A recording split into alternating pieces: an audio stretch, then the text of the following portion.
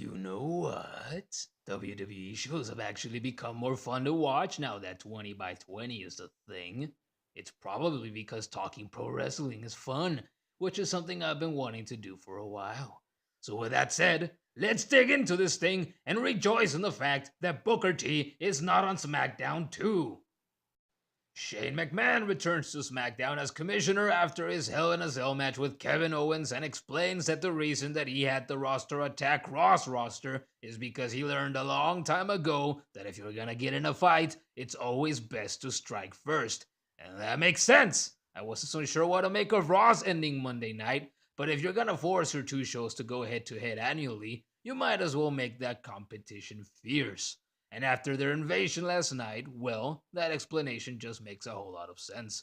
Good on you, Shane. It was a smart move in hindsight, and I would have done the same thing if I were in his shoes. Sami Zayn then comes out to interrupt him, and oh boy, get a load of this guy. He's just an annoying prick who doesn't seem to mind the possible consequences of getting in the boss's face and just saying whatever the fuck he feels like. It's great! They say that the best pro wrestlers make it work just as well when they're heels as when they are faces, and in Sammy's case, that's certainly true. The man really is a complete package, and it's great to see him get the push that he's currently in. Shelton Benjamin and Chad Gable defeat the New Day and make themselves look a little better while doing it as they continue their way to facing the Usos for the titles in the future. It was a decent match, and I legitimately laughed when Kofi Kingston was lying in front of the announce table and Becky rushed over to him and pretty much reached into his nutsack under his gear and pulled out a handful of bootios, which he then proceeded to pour all over Kofi's face to revitalize him. Yeah, that's a totally New Day sort of thing. Of course. During a backstage skit, Daniel Bryan reveals that the captain for SmackDown's women's team for Survivor Series will be decided in a fatal five-way that will take place later in the night. I mean, we already saw a triple threat to determine the same for Raw, so I guess it's fine, but at the same time, they basically just thrown all of the women together into a big match.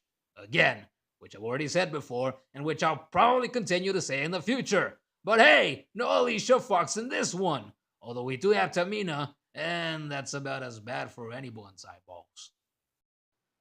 Ango repeat the same shtick they've been doing for months now, and I went into the segment with the mindset to dislike it, but I just couldn't this time, although part of me still wishes that they'd finally move on from it and actually wrestle.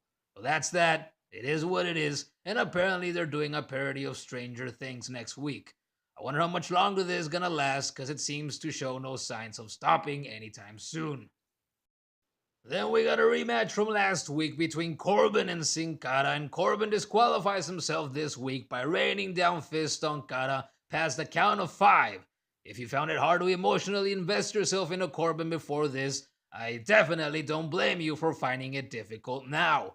But it gets worse, because Sin Cara's supposed to be the face, and we're supposed to feel sympathetic towards him because he got beaten down the way he did, but the fans actually wanted to see Corbin hit him with the end of days again outside the ring, on the floor. So that tells you how much the fans care. What a poor fucker. Jinder Mahal addresses Paul Heyman's comments regarding him being no credible threat to Brock Lesnar, and the crowd was pretty quiet for the whole thing.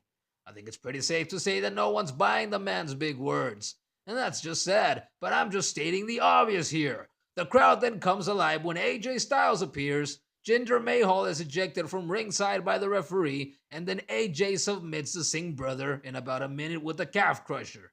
And that's that. I can't wait for AJ to be champion again. Oh, and apparently the other Singh brother is gonna take on AJ next week, so I suppose we'll have to wait and see if there'll be anything different, or if we're just gonna get another squash match. Becky Lynch comes out victorious in the fatal 5-way match after she submits Carmella with the disarmor. Because of course Carmella taps out again. How many times has she lost cleanly by now? It's been hard to keep track of all her losses. I believe I said it last week, and I'll say it again. If she successfully cashes in, I don't think it's gonna mean much at all. But hey, on the bright side of things, Becky won, she's team captain, and you know that some of the other women aren't gonna be too happy about that. And we could have had the SmackDown equivalent result, as we saw on Raw, if Tamina would have won, and nobody wanted to see that. Renee Young interviews Dolph Ziggler, and as he talked, I kept on thinking, I really don't care about what this guy has to say, although I wish I did. And then Bobby Roode comes on screen, and I think, I really don't want to see a rematch between these two guys. And then Bobby challenges him to a 2 out of 3 falls match, and then I was interested. It's simple, it makes sense given the situation, and so far it's been about the only interesting thing that's happened in this feud. I'm glad that we'll actually, hopefully, see a decent and lengthy match between the two next week. And what's more, it was revealed that the victor would join SmackDown Survivor Series team, making the match a bit more meaningful. The main event of Randy vs. Sami was a good match between the two veterans that ended with Owens running out to try and help Sami by distracting the referee, but it backfires this time as Orton is the one that hits Sami with a low blow while the referee is distracted and then hits him with an RKO to get the pin. 50-50 booking strikes again! But the difference here is that I don't think this loss hurt Sami at all, and he was entertaining as hell throughout the match, especially in the beginning when he was simply toying around with Orton. And you just don't do that when you're facing one of the faces of the company. But Sami did, and all the little gestures and motions and such really paint the new picture on his new canvas. He feels as fresh and as revitalized as he ever has. It was awesome, and it was obviously the best part of SmackDown this week. And that was this week's 20 by 20 rundown of SmackDown. What did you think of the show?